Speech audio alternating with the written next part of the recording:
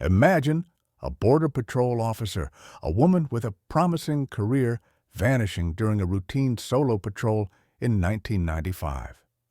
Her vehicle gone, her last radio call cut short, and no trace ever found. Her disappearance was a ghost story, a cold case that the world had already forgotten. But then, 9 years later, in a completely unrelated investigation, a surveillance chopper scanning flood-damaged borderlands catches something strange buried in the sand. A discovery that would pull a long-closed file back into the light and expose a chain of silence no one was prepared to face. Before we dive into this chilling story, please take a moment to like this video and subscribe to our channel so you don't miss any of our deep dives into the unexplained. Introduction. The year was 1995, and the night of June 17th was quiet along the southern border. Border Patrol Agent Rachel Prescott, a young, quiet agent fresh out of training, was on a solo patrol. Her patrol vehicle, a Chevy Suburban, with the unit number 4207, was a common sight in Sector J near Loma Alta. But on that night, her last confirmed radio call came at 18:42, reporting a vehicle inspection at Culvert 73, a known smuggling hotspot. After that call, there was nothing. No return call, no backup request, just dead air. The next morning, her vehicle was gone, and Rachel had vanished. For 9 years, her disappearance was officially classified as a voluntary desertion, a conclusion that brought no comfort to her grieving family. The case was cold, and the silence was deafening. Part 1. The Discovery in the Desert. 9 years later, in 2004, a DHS surveillance chopper was conducting a routine flight over the borderlands after a recent monsoon. Pilot Tom Herron and his co-pilot spotted something strange, half buried in a narrow wash, scarred by the floods. It was a vehicle tilted at a crooked angle, with the faint emblem of the U.S. Border Patrol barely legible on the side. The door code, though, mostly flaked away, read 4.07. It was the long-lost patrol vehicle of Rachel Prescott. By the time Homeland Security Agent Dana Reich arrived, the site was already cordoned off with orange tape. As a backhoe sat idle, 2 men with shovels worked to unearth the vehicle. The tailgate still bore the remnants of the patrol unit sticker. Superintendent Lynn Brewer, arms folded, dismissed the find as an old repo unit. But Dana knew better. It was still active when it disappeared, she said flatly. When the rear doors were finally forced open, dust billowed out like the room temperature breath of a tomb. Inside, a field tech with a portable light quickly made a horrifying discovery. "This is blood," he said, pointing to dark brown-red patches on the plastic cargo liner. The silence around the operation was thick as the reality of what they had found set in. This was no abandoned vehicle. This was a crime scene. Part 2. The Evidence Within the Tomb. With the discovery of the vehicle, the investigation was reopened. Inside the sun-warped Chevy Suburban, a team began cataloging the remains of a life cut short. A tech gently pried open the glove box, revealing a clumped and yellowed incident notebook with the name Prescott R. faintly visible in blue ink. The cracked stub of a pen was still wedged in the spiral binding. The radio microphone was snapped at its base, the cord frayed and coiled behind the center console. The final item pulled out was Rachel's Border Patrol-issued sidearm. The magazine, when checked, was half empty, with 3 rounds missing. Superintendent Brewer, sensing the trouble ahead, approached Dana with a warning. "This is going to stir up things that don't need stirring," he said. He suggested that many agents go off the radar and that tying them all to foul play would be an endless task. But Dana wasn't convinced.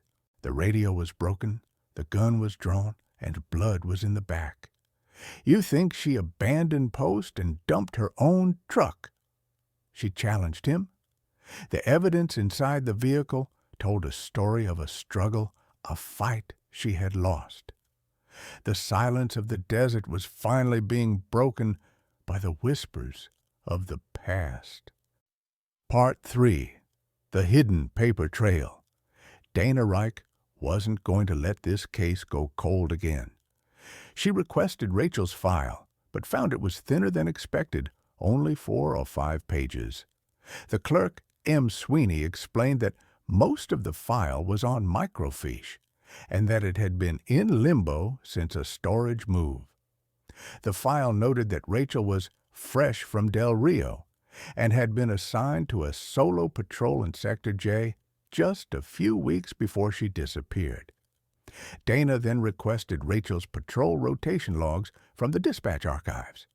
This was a difficult request, as they pushed back on pre-2000 logs, claiming it would jam the system. But Dana was persistent. She eventually got her hands on a worn printout of the radio log from June 17, 1995. Rachel's last confirmed call was a vehicle inspection at Culvert 73, an isolated and notorious smuggling spot. The log also showed something strange. Rachel's route had a 2-mile deviation south around 1720 with no explanation. The paper trail, once dismissed as administrative inconvenience, was now a crucial map to her final moments. Part 4. The Old Partner. Dana knew she needed more than a paper trail. She needed to talk to the people who knew Rachel Prescott. She tracked down a former partner named Westbrook, who now ran a used tire shop in Roma. He remembered Rachel as young, quiet, didn't drink, didn't gossip. Dana showed him a copy of the presumed resignation letter Rachel's family had received after her disappearance. Westbrook squinted at the paper and said it wasn't his penmanship. He revealed a shocking detail. They classified her as AWOL within 48 hours. He flatly stated that there was not a proper one search for her, and that the department didn't exactly make a show of Mrs. Persons back then. He also remembered that the dispatch assignments were manual and handled that week by a quiet guy named Calvin Sanders. The fact that Rachel had a different route that day with no explanation was a new and suspicious detail. The truth was slowly coming to light. Rachel wasn't just a missing person. She was a missing person whose case had been deliberately swept under the rug. Part 5. The Chain of Silence. The discovery of Rachel Prescott's vehicle and the subsequent investigation into her disappearance exposed a web of silence within the Border Patrol. The evidence inside the car, the missing rounds from her sidearm, the bloodstains, and the broken radio all pointed to a confrontation. The fact that her case was so quickly dismissed and her vehicle never properly searched was not an accident. It was a cover-up. Dana learned that the area where Rachel disappeared was notorious for smuggling heavier cargo, people with names. The route deviation, the sudden silence, and the quick classification of her as AWOL all suggested she stumbled upon something she wasn't meant to see. Calvin Sanders, the quiet dispatcher who had handled that week's assignments, had transferred out a few years later, never to be heard from again. The case of Rachel Prescott was not a random disappearance. It was a carefully orchestrated act of betrayal and a desperate attempt to bury the truth. The discovery of her vehicle, a tomb in the desert, was a silent testament to a life taken in the line of duty and a chain of silence that lasted for years. The tragic story of Agent Rachel Prescott is a haunting reminder that some mysteries are not solved by detectives, but by the relentless hand of time. It leaves us with a lingering question: who exactly was she tracking that day? And what secret was so important that it had to be buried for so long? If this deep dive into true crime and unsolved mysteries captivates you, please consider subscribing to our channel and hitting that notification bell. Leave a like and share your theories in the comments below.